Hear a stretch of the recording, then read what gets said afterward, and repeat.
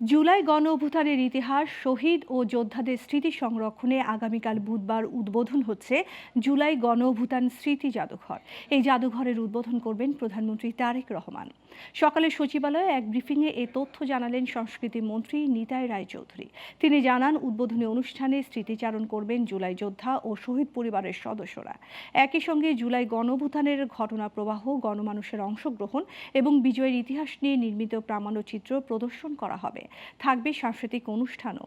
এই জাদুঘরে প্রবেশের জন্য প্রাপ্তবয়স্কদের প্রবেশ মূল্য ৫০ টাকা এবং শিশুদের জন্য ২৫ টাকা নির্ধারণ করা হয়েছে। জাদুঘর শুভ উদ্বোধন ঘোষণা করবেন প্রধান ফলক উন্মোচন, তারপরে জুলাই জাদুঘরের